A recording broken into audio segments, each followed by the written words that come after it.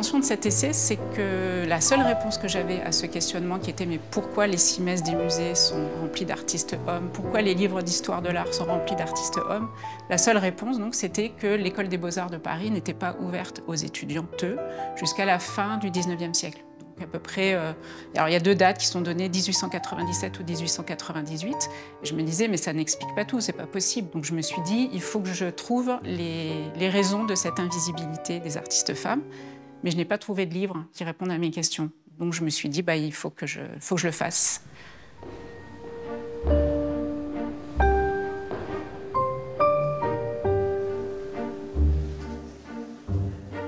Les premières œuvres qui sont accrochées dans ce musée, le musée Fabre, datent du XIVe siècle. Donc on a dû traverser de nombreuses salles, dont la grande salle des colonnes, pour arriver jusqu'ici et voir les premières œuvres signées de la main d'une femme, en tout cas accrochées sur les 6 messes du musée.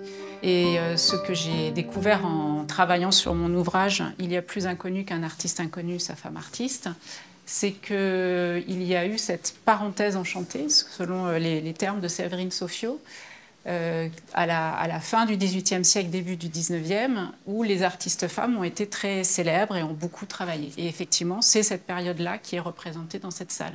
Alors, par exemple, on a 3 œuvres de Jenny Legrand, qui, à mon sens, est assez inconnue, a beaucoup exposé dans les salons. Elle a exposé pendant 30 ans, quand même. Donc, c'était quelqu'un qui avait une forte reconnaissance.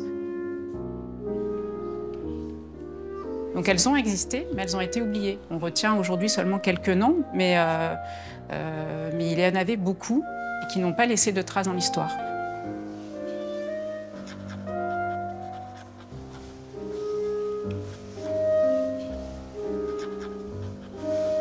Actuellement, on est dans une période plutôt ascendante, où il y a pas mal d'expositions d'artistes femmes, des beaux catalogues, des ouvrages, donc on ne peut que se réjouir. Mais il faut se souvenir que, donc, au tournant de la Révolution française, c'était la même chose, et qu'il y a eu le Code Napoléon qui a tout mis à plat, et que peut-être ce genre de choses peut arriver là, du jour au lendemain, presque, aujourd'hui, au XXIe siècle. Donc il faut rester prudente, en fait. Alors, le Code Napoléon, il date de 1804, c'est notre Code civil, en fait, qui est basé donc, sur le Code Napoléon. Et le Code Napoléon considère que la femme est mineure à vie. Donc ça veut dire, mineure à vie, ça veut dire que son salaire ne lui appartient pas, que ses enfants ne lui appartiennent pas, qu'elle doit suivre son mari où qu'il aille et qu'elle lui doit obéissance. Donc effectivement, et qu'elle ne peut pas sortir aussi comme elle veut. Et ça pour une artiste, ne pas pouvoir sortir, ne pas pouvoir avoir de la liberté, enfin tout comme femme qui veut s'émanciper, c'est quelque chose qui est extrêmement handicapant. En fait, les femmes partent avec une sorte de handicap d'entrée de jeu dans leur profession, dans leur métier d'artiste.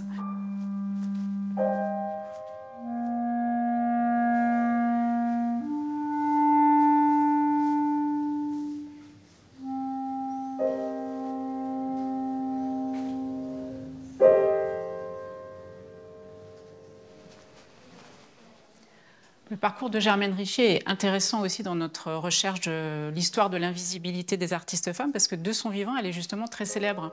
Elle a tous les signes de reconnaissance que l'on peut espérer pour un artiste. Le Loreto, par exemple, c'est une œuvre qui va être acquise par l'État, comme de nombreuses œuvres de Germaine Richer. Donc là, c'est une vraie reconnaissance.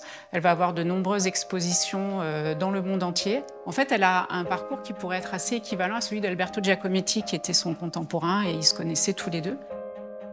Et puis, après son décès, elle meurt jeune d'un cancer, elle tombe dans l'oubli. Elle a toutes ces marques de reconnaissance de son vivant, mais la fortune posthume n'existe pas, ou très peu. Et en tout cas, là, on la redécouvre aujourd'hui, alors qu'elle a un travail assez magistral.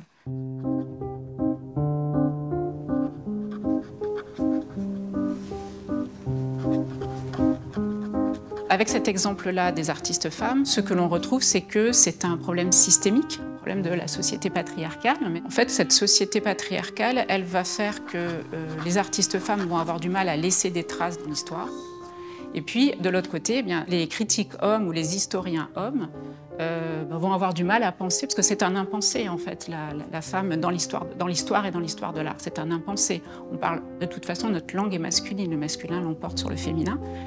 Donc il faut vraiment faire un effort de pensée pour penser aux femmes. Donc les historiens et les critiques vont plutôt penser aux hommes parce que parce que c'est le sexe premier, quoi. Ce n'est pas le deuxième sexe.